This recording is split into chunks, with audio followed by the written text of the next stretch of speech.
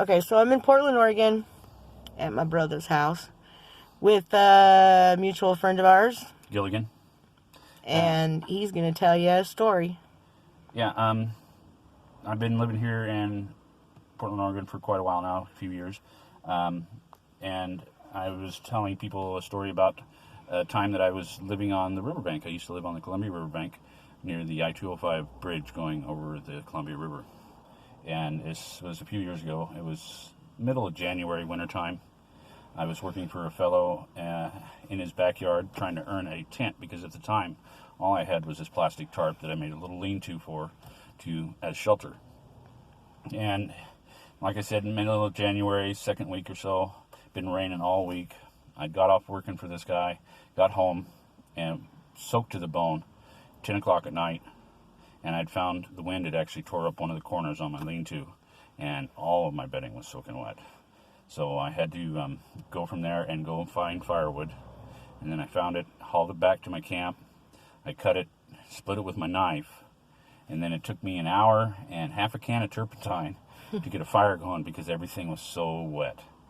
And then I spent until 3:30 in the morning hanging up all my blankets in front of the fire, trying to get them dry. And it took till 3:30 in the morning to get them dry enough, not dry, but dry enough for me to lay down and go to sleep. It was one of the roughest nights I've ever had out there. So, explain why you're homeless. I'm homeless because I choose to be. I don't have any mental illness. I could go out and I could get work. But what it was I had a job when I was first down here, and I would work for a company, and I'd go to work every day and come home, and it'd be the same thing. I'd go to work, watch a little TV, go to bed, get up, go to work. Weekends would be uneventful. Then after that, it was nothing. I couldn't remember what I did the month before. I didn't know what I was doing. And then I had an incident come up where I lost where I was living. I was given a no-cause cancellation of contract by the management, which is they just didn't want me written there no more for no reason. And I ended up having to stay at my brother's place, and my brother was a bit controlling. And I finally just said to myself, I would rather sleep in a ditch than live under my brother's thumb. And so that's what I did. So, a lot of people say that, but how long have you been doing it? Almost 10 years. Okay, so a lot of people that watch interviews of homeless people think that they don't want to be homeless. So, if somebody asked you what you wanted, most people would say a place to stay. I like this life, and it's the challenge.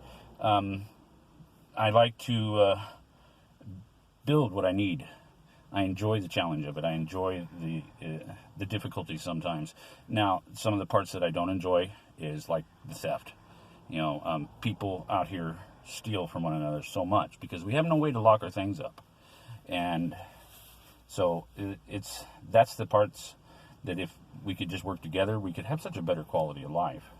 And people who live in houses and stuff like that, they look at us and they make judgments, and that's the other thing that frustrates me is the judgments they make. Think about it. Me living out here, I have a bicycle and I have a bike trailer, and I put so many miles on my bike trailer and bike that because it's my main mode of transportation. It's how I make my ends meet. I go out and I go canning. I get dumpster scores. I sell those things to people because businesses all the time throw stuff away that is still good, but they've replaced it with something better, or it's easier than repairing it. And they don't understand that they have a garage or a shop, and they're home and everything's inside, and they come and they see my place and they just see a mess. And yeah, it's not very organized to their eyes, and not even to mine. But that mess is my home, basically. Where am I supposed to work on my bicycle? Where am I supposed to repair it? Where am I supposed to make the things that I need? Like right now, I'm in the process of trying to make a on-demand hot water heater. And now I've made them before, and I've seen them made, professionally made. I made one time out of just some aluminum tubing, a coil of aluminum tubing that I found, and a barbecuer, propane barbecuer. I wired the aluminum tubing to the barbecuer grill, and then I would shut the lid, and I had a 55-gallon barrel that I put up on a table next to it so it was gravity fed. And then I would turn on the barbecuer, and I would turn on the water, and the water would get so hot that it would steam coming out the other end. You wouldn't get any liquid, it would just be steam. So I'd be able to have 5 gallons of hot water in 5 minutes to take a bath or wash dishes or things like that with. You know, but to make that, I had to find all those things because I don't get any assistance. I don't collect food stamps because, to be quite honest, I would trade those stamps for drugs. And I don't think that's right. It's a personal thing. I don't think it's right for me to do that because I don't think somebody else should have to pay for my habit. It's my habit and mine alone. So I don't do that. And when I need food, I go to a food bank and I get food. And that's what I need, is food, not to go trade it.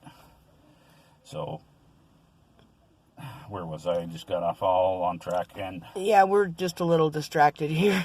Yeah, so explain. I had a video and the sound isn't very good. I'll try and edit a piece in, but try and explain what you were doing the other day when we tried to do our first video. Oh, that first video, I was working on that on-demand hot water shower. And I had seen one before. A friend of mine had one. And it was just a coil of copper tubing with inside of a housing with a small pump attached to it that was battery operated. And you would put the hose and pump into a water source like a bucket or something like that. Turn on the pump, and you would then turn on propane that attached to the bottom of the housing, and it would heat the water as it flowed through, and you could have a nice warm shower. And it was very small and compact. And I thought, well, that would be damned handy to have out here. And so I started working on it myself. I went out and I was able to get enough money. I bought a piece of copper tubing, flexible copper tubing that I was able to coil up myself. And I found a pump, I thought at the time that would work. It didn't, but I have another one. And I was putting this together. And what my plan is to have this water heater small enough and transportable enough that I could put it on my bike trailer and I could take it to other homeless camps and offer showers to people for $5. And I would take aluminum cans and plastic water bottles because that's the easiest, to be quite honest, for us to save up. It's hard when you have money to save money when you live day to day. And $5 sounds like a lot of money to people out here and maybe not to people in houses, but $5 when you get $5, it's a lot of money. But it's also very cheap because our only other options for showers is truck stops, and they charge $15, and we have to travel miles to get to one of these truck stops. You're pretty much answering all the questions I was going to ask you, because if you go to take a shower, where would you first? What would the average person have to do to go take a shower? Out here, to be able to take a hot shower in privacy, you would have to get on a bus or have a vehicle and travel. I think it's 4 or 5 miles to the nearest truck stop, and then you would have to pay about between $12 and $15 to be able to rent the room with the shower and all that to be able to take a shower, and then you have to travel back after that. And a friend of ours says that they're not even doing that because of COVID. You have to have a CDL to even use the shower. I beg your pardon? Any idea where that quad came from? I believe it belongs to one of the fellows down here that's a friend of yours. A friend of mine? Yeah, yours and Johnny's. He knows you.